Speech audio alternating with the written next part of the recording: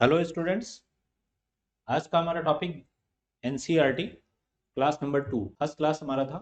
NCERT class number 1 Indian economy. तो आज class number हम 2 लेकर आए हैं और उसी के आगे हम बेसिक बात करेंगे। टॉपिक होगा हमारा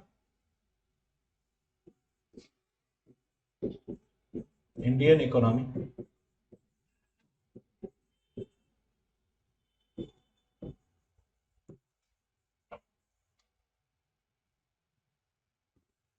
इंडियन इकोनॉमी ये हमारा आज का टॉपिक है, क्लास नंबर 2। देखिए, इंडियन इकोनॉमी में पहली बात जो आती है वो है हमारा कि इकोनॉमिक्स क्या है। सबसे पहले हम इसको समझते हैं। सबसे पहले हमने इकोनॉमिक सिस्टम को समझा फर्स्ट क्लास में। आज हम जानेंगे कि इकोनॉमिक्स है क्या। तो economics is the indicator of all solution of money problem. जो जितनी भी समस्याएं आर्थिक होती हैं वो सबका इंडिकेटर है और सभी प्रॉब्लम इसी में इकोनॉमिक सिस्टम में सॉल्व होता है, ऑल इकोनॉमिक सिस्टम में। तो इस तरीके से हम ये कह सकते हैं कि अगर हमें इकोनॉमी समझनी है तो पहले इकोनॉमिक्स समझना होगा कि इकोनॉमिक्स क्या है। तो इकोनॉमिक्स को एडम स्मिथ ने मनी साइंस कहा। एडम स्मिथ ने सबसे पहले एक बुक लिखी थी, बुक नेम है the wealth of Nations. The wealth of Nations, ये लिखा था। ये कब लिखा था? 1776 में। और इसीलिए इन्हें क्या बोला गया? Father of economics. इस बुक की वजह से इनको बोला गया क्या? Father of economics. तो आज हम बात किस पर कर रहे हैं? What is economics. What is economics, बिल्कुल बेसिक बात। ये हमारा आज का क्वेश्चन है कि इकोनॉमिक्स क्या है। तो इकोनॉमिक्स की जो शुरुआत है, स्टार्टिंग है, वो वेल्थ ऑफ नेशंस बुक से होती है। ठीक है। इकोनॉमिक्स क्या है? इकोनॉमिक्स एक धन का विज्ञान है, एडम स्मिथ कहते हैं। मार्शल ने इसको और आगे एडवांस दिया और मार्शल ने लिखा द प्रिंसिपल ऑफ इकोनॉमिक्स। तो इकोनॉमिक्स है क्या? इकोनॉमिक्स एक धन का विज्ञान है जिसमें धन के बारे में हम जानते हैं, धन की स्टडी करते हैं और धन से ही संबंधित बातें करते हैं। और इस पर अभी हम आगे जब बढ़ेंगे तो और कॉन्सेप्ट आपका क्लियर करेंगे। तो वेल्थ ऑफ नेशंस बुक कब लिखी गई? एडम स्मिथ ने देखा कि यूरोप में किसी कंट्री को अगर उसकी इकोनॉमिक कंडीशन से कंपेयर करना है तो सबसे पहले क्या जानना है? सबसे पहले उसके बारे में जानना है कि उसकी संपत्ति कितनी है। तो हिंदी में बोलते हैं इसे राष्ट्रों की संपत्ति, वेल्थ ऑफ नेशंस बुक। इसको बोलेंगे राष्ट्रों की संपत्ति, वेल्थ ऑफ नेशंस को, राष्ट्रों की संपत्ति हिंदी में। और इंग्लिश में ये हो जाता है वेल्थ ऑफ नेशंस। अब आता है कि फादर ऑफ इकोनॉमिक्स कौन है। हमने ये जाना what is economics. Economics the money science. ठीक है। रॉबिन्स ने कह दिया कि इकोनॉमिक्स में जितने इकोनॉमिक प्रोसेस हैं वो सारे आते हैं, नॉन इकोनॉमिक भी आता है। मानवीय शास्त्र बोल दिया मार्शल ने। तो ये हो गया इकोनॉमिक्स की डेफिनेशन। अब आता है कि ये जो हमने बुक देखी राष्ट्रों की संपत्ति, यहीं से इकोनॉमिक्स शुरू हुआ। और वेल्थ ऑफ नेशंस बुक की वजह से इन्हें फादर ऑफ इकोनॉमिक्स कहा गया। किसको? एडम स्मिथ को। Adam Smith the father of economics. अब आता है राइटर ऑफ इकोनॉमिक्स कौन है। अब यहाँ पे आते हैं, हम देखते हैं writer of economics. Writer of economics किसको बोला गया? राइटर ऑफ इकोनॉमिक्स है हमारे कौटिल्य। कौटिल्य, इनको बोला हमने क्या? Writer of economics. इकोनॉमिक्स की शुरुआत इंडिया में हुई थी। राइटर इकोनॉमिक्स की जगह इसे फादर इकोनॉमिक्स होना चाहिए, लेकिन कौटिल्य ने क्या किया? Every all economics is overlapping, सबको मिलाया। पॉलिटिकल साइंस के साथ, सोशियोलॉजी के साथ, कई कई सब्जेक्ट को आपस में मिला दिया। तो कई सब्जेक्ट को मिला दिया आपस में, तो इसलिए इसमें क्लियरिटी नहीं रही। जबकि इन्होंने एक बुक का रूप दिया और सिस्टमेटिक तरीके से बुक बनाई, उस बुक का नाम रखा द वेल्थ ऑफ नेशंस। तो ये फादर हो गए और कौटिल्य जी हमारे क्या रह गए? राइटर रह गए। तो यहाँ पर ये इकोनॉमिक्स के दो पार्ट पर हमने स्टडी की, देख लिया इसको सारे ने, समझ लिया। आगे बढ़े। अब आपने ये समझा कि इकोनॉमिक्स का फादर कौन है और राइटर कौन है। अब आता है एक्टिविटीज इन इकोनॉमिक्स। हिंदी में, इंग्लिश में लिखेंगे हम और समझाएंगे हिंदी में। Activities in economics. इकोनॉमिक्स की क्या एक्टिविटीज होती है? तो इसको टू पार्ट्स में बांटा गया है इकोनॉमिक एक्टिविटीज को। टू पार्ट्स कौन कौन से हैं? पहला है इकोनॉमिक एक्टिविटीज, इकोनॉमिक एक्टिविटीज, ये होगा नंबर एक। और दूसरे पार्ट को हम बोलते हैं, सेकंड पार्ट को, non economic activities, non economic activities. तो पहला पार्ट हमारा इकोनॉमिक एक्टिविटीज है और दूसरा पार्ट है हमारा नॉन इकोनॉमिक एक्टिविटीज। इसको हम बोलेंगे आर्थिक क्रियाएं। इसको क्या बोलेंगे? आर्थिक क्रियाएं। और ये कौन सी होगी? अनार्थिक क्रियाएं। अनार्थिक क्रियाएं, ये दो हो जाएगा। अब देखो, आर्थिक क्रियाओं को पार्ट ऑफ इकोनॉमिक्स माना जाता है, लेकिन जो अनार्थिक है उसको भी माना जाएगा, जो आर्थिक नहीं है वो भी पार्ट ऑफ इकोनॉमिक्स है, क्योंकि एक्टिविटीज के बेस पर टू टाइप्स के क्रियाएं हैं। अब जरूर इन क्रियाओं की बात करते हैं। एक बिजनेसमैन क्या है? आर्थिक क्रिया कर रहा है। लेकिन एक बहन भाई की कमीज सिल रही है, क्या कर रही है? अनार्थिक क्रिया।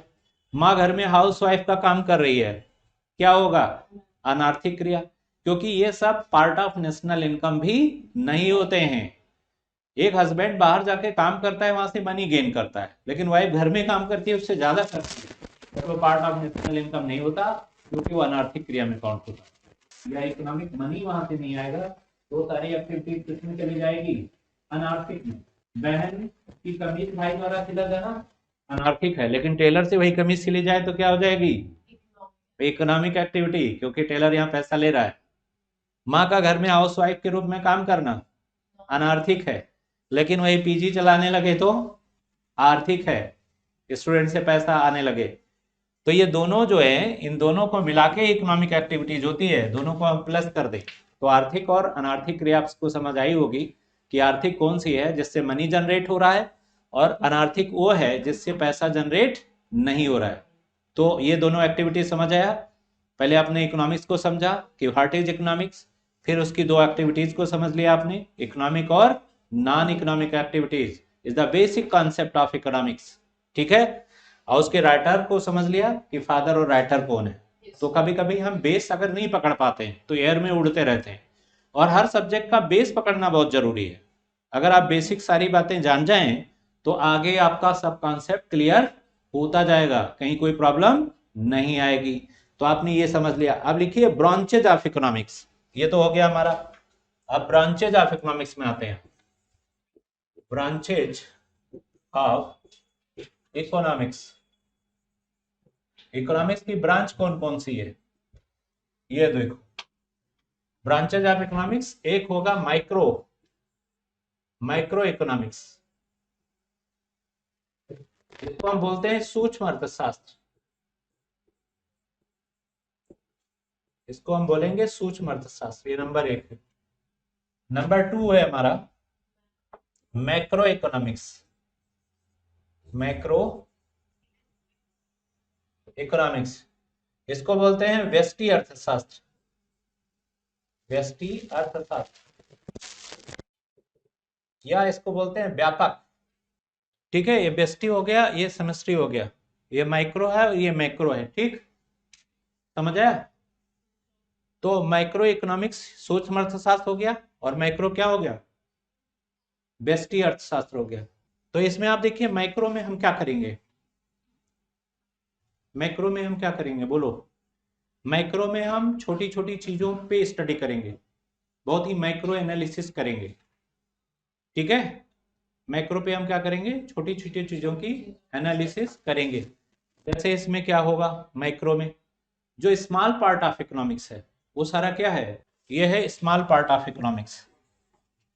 ये स्मॉल पार्ट ऑफ इकोनॉमिक्स, ये स्मॉल पार्ट ऑफ इकोनॉमिक्स है। ठीक है, 12:45 पे क्लास आप होगी, बता दो मैडम, डेमो क्लास चल रही है।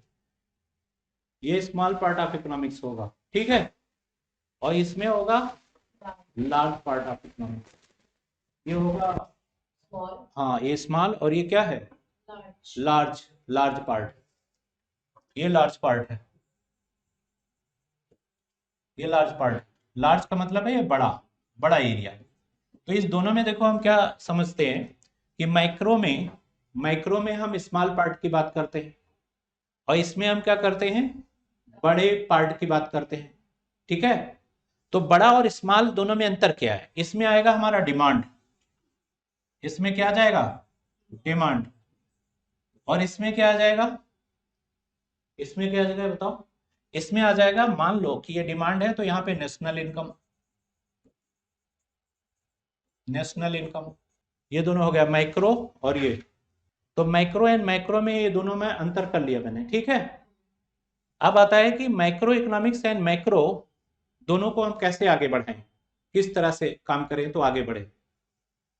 माइक्रो इकोनॉमिक्स में एक स्मॉल पार्ट पर हम फोकस करते हैं कि बहुत सी छोटी छोटी एरिया पे हम करते हैं, कैसे करें क्या ना करें और क्या करें और किससे हम आगे बढ़ें।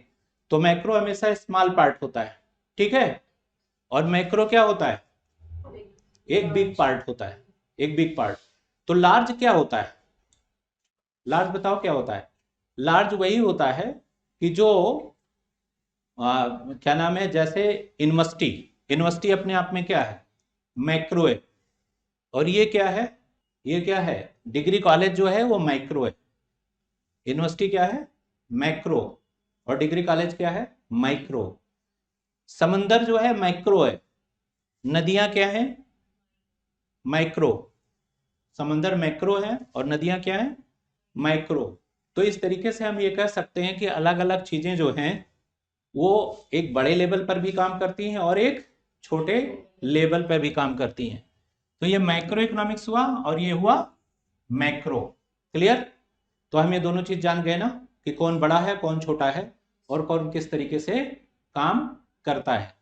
तो माइक्रो इकोनॉमिक्स हमेशा हमको कॉन्सेप्ट क्या ज्ञान कराता है, जैसे डिमांड है, सप्लाई है, इलास्टिसिटी है, ये सब हम किस में समझेंगे, माइक्रो में। तो यूपीएससी इस पर क्वेश्चन नहीं पूछती, यूपीएससी किस पर क्वेश्चन पूछती है, मैक्रो पे, मैक्रो पे। ठीक है, तो इस पर यूपीएससी का क्या क्वेश्चन होता है, national income, per capita income, other other other सारा। ठीक, तो इस तरीके से हम मैक्रो इकोनॉमिक्स और मैक्रो इकोनॉमिक्स के बारे में हम आपको कॉन्सेप्ट क्लियर कर दिए। ठीक है, ये क्लियर हो गया कॉन्सेप्ट। अब इसके आगे देखो फिर क्या है, मैक्रो एंड मैक्रो हो गया। अब मैक्रो, मैक्रो के बाद इको का अलग अगला पार्ट क्या होगा, अगला आता है सेक्टर ऑफ इकोनॉमी। अब हम आते हैं सेक्टर ऑफ इकोनॉमी पे, सेक्टर ऑफ इकोनॉमी, ये आ जाते हैं सेक्टर ऑफ इकोनॉमी में। सेक्टर ऑफ इकोनॉमी, इसमें सबसे पहला होगा primary sector, sector of economy में प्राइमरी, प्राइमरी सेक्टर, ये प्राइमरी सेक्टर हो गया। दूसरा होगा सेकेंडरी सेक्टर, सेकेंडरी सेक्टर, ये हो गया। तीसरा हो गया टर्सरी सेक्टर, टर्सरी सेक्टर, ये तीसरा हो गया। थर्ड, तीन सेक्टर ऑफ इकोनॉमी है, पहला है प्राइमरी, दूसरा है सेकेंडरी और तीसरा क्या है, tertiary. Three sector of economy, primary, secondary and tertiary, primary secondary and tertiary, तीन सेक्टर हैं इकोनॉमी के, प्राइमरी है, सेकेंडरी है, टर्सरी है। तो ये तीन सेक्टर ऑफ इकोनॉमी होता है। अब प्राइमरी सेक्टर में क्या क्या आता है ये हमें जानना होगा। तो यहां पर हमारा है एग्रीकल्चर, यहाँ पे क्या है हमारा, एग्रीकल्चर, इसी में आएगा फॉरेस्ट, तीसरा होगा इसी में फिशरी, ठीक है, और इसी में आएगा हस्बेंड्री, हस्बेंड्री, ये प्राइमरी सेक्टर में आता है सारा। एग्रीकल्चर, फॉरेस्ट, फिशरी और husbandry is the part of primary sector of economy, ये प्राइमरी सेक्टर होता है। ठीक है, प्राइमरी सेक्टर क्लियर हुआ। सबसे कम जो ग्रोथ है वो प्राइमरी सेक्टर की होती है, प्राथमिक क्षेत्र की, क्योंकि यहाँ पे पैसा लगाओ उतना ज्यादा आउटपुट नहीं मिलता है या उतना तेज ग्रोथ नहीं होता है प्राइमरी सेक्टर का। दूसरे पे हम आते हैं सेकेंडरी सेक्टर पे, सेकेंडरी पे, सेकेंडरी पे हमारी आती है इंडस्ट्री, इंडस्ट्री, ये सेकेंडरी पे। इंडस्ट्री में तीन इंडस्ट्री होती है हमारी पहली इंडस्ट्री किसको बोलते हैं? Heavy industry. फिर आएगा हमारा क्या? Small industry. और तीसरी होती है हमारी कॉटेज इंडस्ट्री। तो 3 टाइप ऑफ इंडस्ट्री होती है, पहली हैवी, फिर स्मॉल और कॉटेज। और इसके साथ साथ इसमें आता है एलपीजी। इसमें आता है एलपीजी और गैस, इलेक्ट्रिसिटी, ये सब इसी का पार्ट होता है सेकेंडरी का। एलपीजी, गैस और electricity. LPG, gas, electricity is the part of secondary. Clear हो गया? एलपीजी, गैस ये होता है पार्ट ऑफ सेकेंडरी। अब आता है कि टर्सरी इकोनॉमी क्या होती है? टर्सरी हमारी सारी होती है सर्विस सेक्टर। टर्सरी होती है सर्विस सेक्टर, ये टर्सरी इकोनॉमी है। सारी इकोनॉमी सर्विस सेक्टर की क्या होगी? टर्सरी इकोनॉमी होगी, टर्सरी। अब इसमें आप देखो टर्सरी में क्या क्या आता है। टर्सरी में आता है कि सबसे अधिक गेन कहां से होता है। तो गेन जो हमारा नेशनल इनकम है, इसको अगर आप 100 मान लें तो सबसे कम गेन किससे होता है? प्राइमरी से, सेकेंडरी से उससे ज्यादा, और टर्सरी से सबसे अधिक, टी से सबसे अधिक गेन होता है। प्राइमरी सेक्टर से आने वाली जो इनकम है वो अब 10 के आसपास पहुंच गई, 10 के आसपास, ठीक है। और ये पहुंच गया है 30 के आसपास, और ये है 60 के आसपास। ये आंकड़े अब हो गए प्राइमरी सेक्टर से इनकम कम। और जिस दिन 10 के नीचे से 1 में आ जाएगा, भारत एक विकसित देश बन जाएगा। और यहाँ टर्सरी हमारा 70 प्लस हो जाए तो इंडिया एक विकसित देश हो जाए, ये हमारा टर्सरी सेक्टर का हुआ। अब अदर भी सोर्सेस आ गए हैं, जैसे फोर्थ सेक्टर, चौथा सेक्टर। पहले हम 3 सेक्टर हम भी पढ़ते थे, लेकिन अब नया जो है इकोनॉमिक्स कॉन्सेप्ट में चौथा सेक्टर भी जनरेट हो गया है। तो वो चौथा सेक्टर क्या जनरेट हुआ है? चौथे में आ गया है अब आपका रिसर्च और डेवलपमेंट, साइंटिफिक फील्ड, ये सब फोर्थ सेक्टर में आ गया। ये भी लिखो, फोर्थ सेक्टर में रिसर्च को शामिल किया गया है। चौथा सेक्टर अब हमारा आ गया research is the fourth sector. Research हमारा चौथे सेक्टर में शामिल कर दिया गया है। चौथा सेक्टर हमारा रिसर्च हो गया, ठीक है। रिसर्च क्या हो गया? चौथा, हाँ, चौथे सेक्टर में रिसर्च, ये चौथा सेक्टर है हमारा रिसर्च। अब पांचवा सेक्टर हमारा क्या है? पांचवें सेक्टर में हमारा यूनिवर्सिटीज, हेल्थ केयर। पांचवें सेक्टर में universities, health care, culture and media. Universities, health care, culture and media, ये हमारा हो गया। हेल्थ केयर, कल्चर और मीडिया क्या है? पांचवा सेक्टर है हेल्थ केयर, कल्चर और मीडिया। अब फिर लिखो feature of Indian economy. Feature of Indian economy.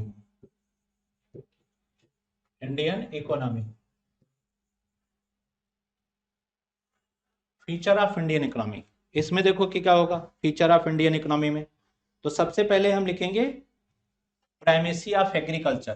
पहला पॉइंट होगा प्राइमेसी ऑफ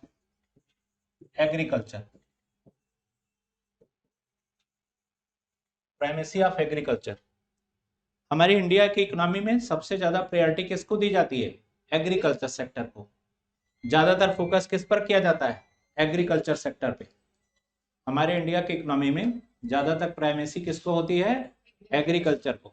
और ज्यादातर फोकस किस पे किया जाता है? एग्रीकल्चर सेक्टर पे, ठीक है।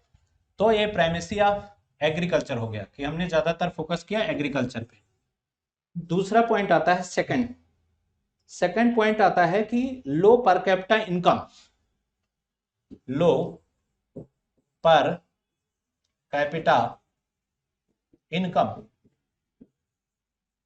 हमारी जो है पर कैपिटा इनकम लो है। लो पर कैपिटा इनकम का मतलब क्या हुआ? पर कैपिटा इनकम लो है, ठीक है। तो पर कैपिटा इनकम लो क्यों है? क्योंकि हम ज्यादातर लोग किस पर बेस कर रहे हैं? एग्रीकल्चर पर। ज्यादातर लोग हम एग्रीकल्चर पर बेस करेंगे तो पर कैपिटा इनकम लो हो जाएगी। कितने परसेंट जनसंख्या मेरी गांव में रहती है? 67% population live in rural area. 67% population कहां रहती है? रूरल एरिया में रहती है। इसके बाद हम आते हैं नेक्स्ट हमारा आता है रूरल इकोनॉमी। रूरल इकोनॉमी या लो पर कैपिटा इनकम हो गया रूरल इकोनॉमी। तीसरा है रूरल इकोनॉमी, रूरल इकोनॉमी, इस पे आ जाएंगे। चौथे पे आ जाएंगे fourth, high populations, high populations, high population, ये होगा। पांचवा क्या होगा? पांचवा होगा unemployment,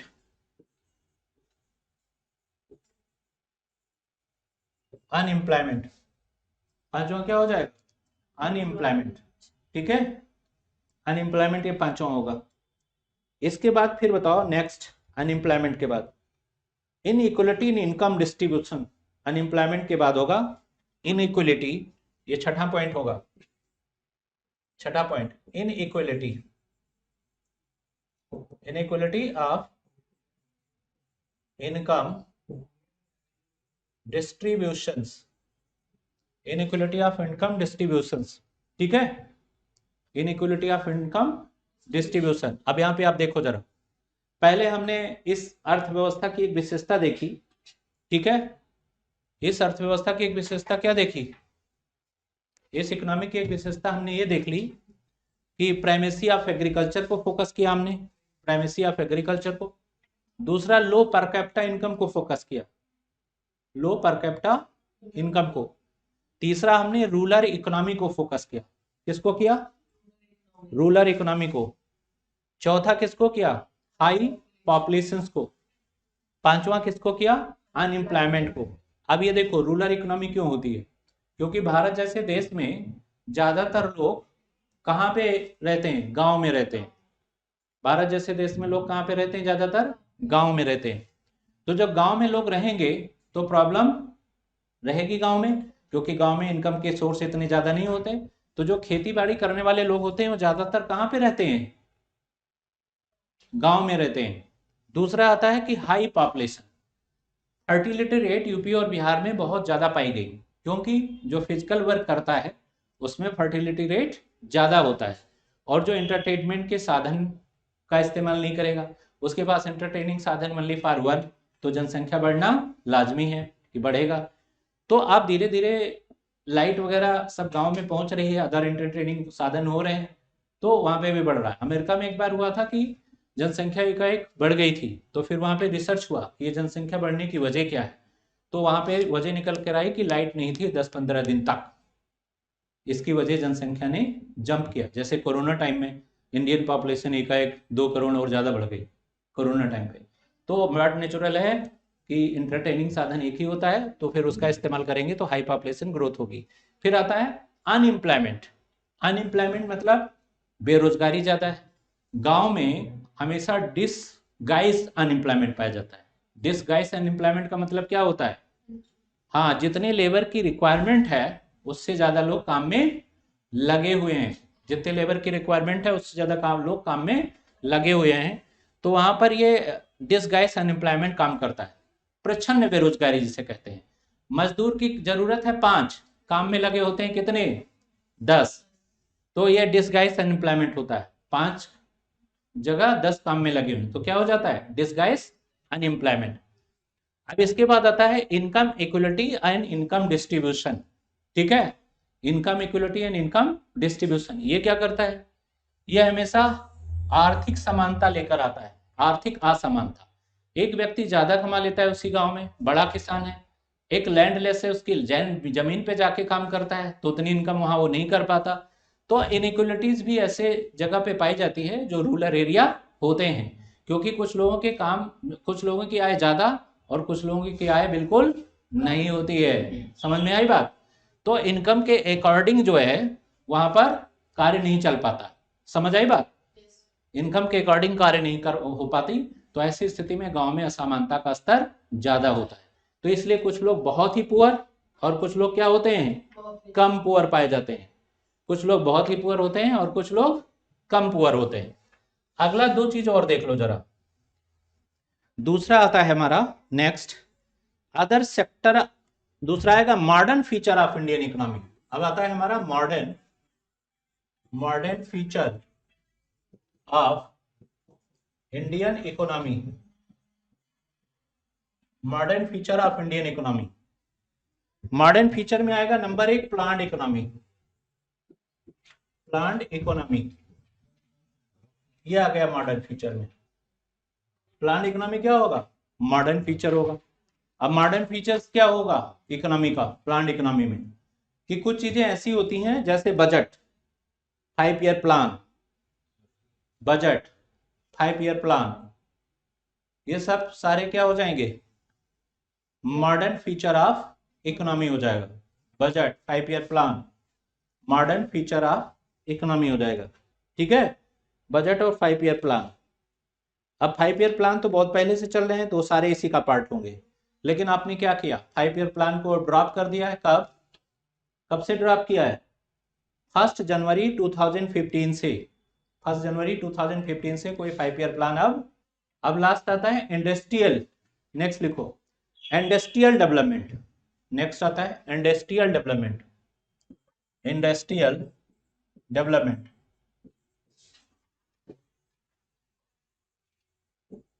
industrial development is the second. अब इंडस्ट्रियल डेवलपमेंट आएगा तो इसमें क्या होगा? इसमें ज्यादा से ज्यादा इंडस्ट्री पर फोकस किया जाएगा, इंडस्ट्रियल पॉलिसी पर फोकस किया जाएगा। तो कोई इकोनॉमी अगर ग्रोइंग इकोनॉमी है, तेजी से आगे बढ़ रही है, तो उस इकोनॉमी में क्या हो रहा है? इंडस्ट्रियल डेवलपमेंट का मेन फोकस। अगर हम इंडस्ट्रियल डेवलपमेंट नहीं करेंगे तो इकोनॉमी जो है ग्रोथ नहीं कर पाएगी और तेजी से आगे नहीं बढ़ पाएगी। तो इंडस्ट्रियल डेवलपमेंट का the modern economy the most features, सबसे अच्छा फीचर मॉडर्न इकोनॉमी का यही है। तो आज हमने इस पर बात कर ली और इकोनॉमिक डेवलपमेंट्स के इंडिकेटर पर बात कल हम अगली क्लास में करेंगे। तो आज का टॉपिक क्या हो जाएगा? Activities of economics. आज का टॉपिक हो जाएगा एक्टिविटीज ऑफ इकोनॉमिक्स। आज हमारे पास थोड़ा टाइम कम है, कल इस पर हम और आगे करेंगे बात कि आगे और क्या क्या हम कर सकते हैं। ठीक है, ठीक है। तो आगे कल इसी से स्टार्ट करेंगे, तो अब क्लास कोई मत मिस करना, तो आपको समझ आएगा। कल हम पढ़ाएंगे डेवलपमेंट ऑफ इकोनॉमिक इंडिकेटर। ठीक है, कल हम क्या पढ़ाएंगे? Development of economic indicator.